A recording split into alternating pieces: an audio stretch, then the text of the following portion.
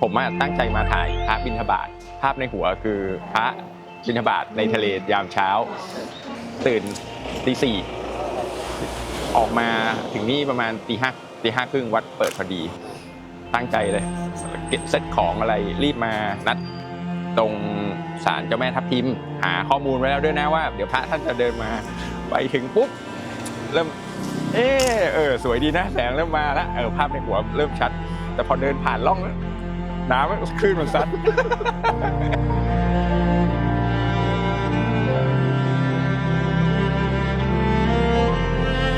มันก็ตอนนั้นเรามาแล้วน่าจะช่วงหน้าร้อนแหละแล้วพอเป็นช่วงนี้เป็นหน้าหนาวอากาศมันก็เปลี่ยนนะแต่ผมว่าแสงพวกภาพที่ได้มันก็ต่างกับตอนที่เราได้ตอนนั้นเยอะมากๆคนละมูดกันเลยปรากฏว่าเป็นหน้าหนาวตอนเช้าน้ำขึ้นพระไม่สามารถ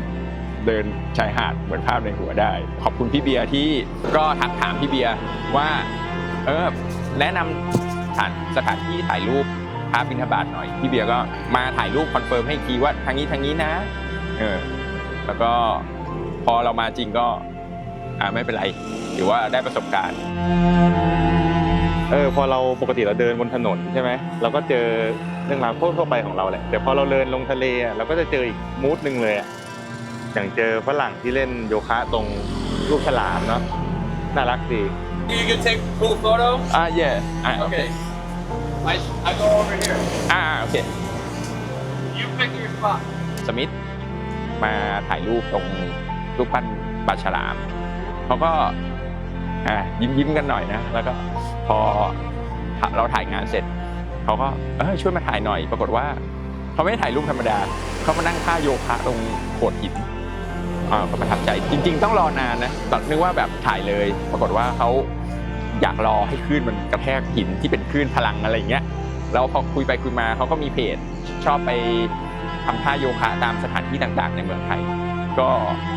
น่ารักดีแลกเปลี่ยน IG Instagram อะไรกันแล้วมาเจอแก๊งตรงนี้อีก น่าจะยังไม่นอนกันแก๊งเนี้ยแบบเล่นยันเช้าจนเรามาถ่ายเนี่ยเมื่อกี้คือเราก็จะเห็น2มุมขึ้นมา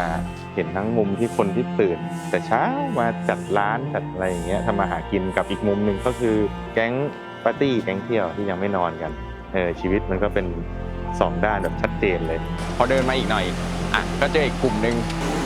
น่าจะอยู่กันข้ามคืนนั่นแหละเมามันแหละแล้วเขาก็เฮฮาปาร์ตี้นะถึงขนาดแบบขี่หลังวิ่งมาเหมือนเราเป็นวัยรุ่นตอนเด็กเลยก็น่ารักดีแล้วมีการแบบฟีลลิ่งนี้เลยที่เหมือนแบบสมิธรีบมาบอกว่าเราไม่ได้พวกเดียวกันนะ รีบกลัวโดนเข้าใจผิดว่าแบบแต่ดูท่าทางเขาก็คนละทรงกันอยู่แล้วตอนขึ้นสูงถึงไหนครับพี่ก็ติดกำแพงเลยโอ้น้ำนะฮะทางนู้นเด้งในร้านจากจะมาถ่ายพระก็ไม่ได้พระอีกแล้วเดี๋ยววันกล้วยปิ้งก็ไม่ได้วันพระก็ไม่ได้ช่วงนี้ทำบุญกับอะไรก็ไม่รู้จริงๆไม่ต้องทำบุญหรอกพี่แค่เช็คพยากรณ์เดี๋ยวเราไม่ได้พระเราก็ได้อย่างอื่นมาได้บรรยากาศทะเลได้เจอผู้คนเยอะขึ้นมันก็ตรงกับคอนเซ็ปต์เพจเราแล้วแหละได้วิ่งเลยวิ่งหาพระอยู่ตั้งนานสรุปเราก็ยังช้าไปอยู่ดีขนาดออกมาแต่เช้าแต่พอมาตรงนี้ตอนเช้าอากาศดีนะหมายถึงว่าพระอาทิตย์ขึ้นตรงนี้ถ้ามาทั้งแบบตอนที่เรามาถึงตี 5ใช่ไหม5 ครึ่งนะครับแล้วมารอน่าจะสวยมากรอพระอาทิตย์ขึ้นเลยแต่จริงๆแถวนี้ก็เป็นจุดชมวิวที่สวยนะเขาก็ทำตรงนี้ที่เป็นฉลามไว้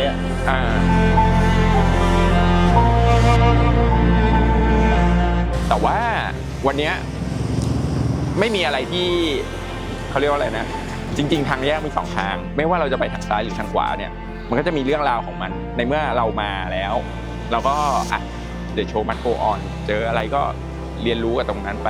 ก็ได้เห็นว่าน้ำขึ้นเนี่ยมันก็มีข้อดีนะบรรยากาศก็อีกแบบหนึ่งกับตอนที่น้ำลงเขาเรียกตามรอยพระไฟมันทุกเช้าเหมือนมันจะเหมือนกันแต่ว่าแต่ละเรื่องราวก็ต่างกันผมเชื่อว่าพรุ่งนี้ผมมาอีกก็น่าจะมีเรื่องราวที่แบบ สนุกสนานอยู่ที่เราเลือกมุมมองนะถ้าเรามองโอ้โหวันนี้เฟลไม่ได้พระไม่ได้แบบที่เราคาดหวังไว้อะมันก็จะกลายเป็นทุกข์แต่ถ้าสมมุติเราเจออะไรก็ปรับเปลี่ยนไปตรงนั้น แล้วก็ได้อันที่เราจินตนาการไว้ไม่ได้ด้วย ก็เป็นสิ่งที่สนุกดีเหมือนกัน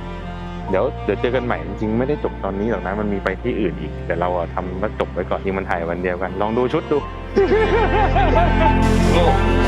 Thank you guys. ขอบคุณครับ Very cool. Thank you. Nice to meet you. You too.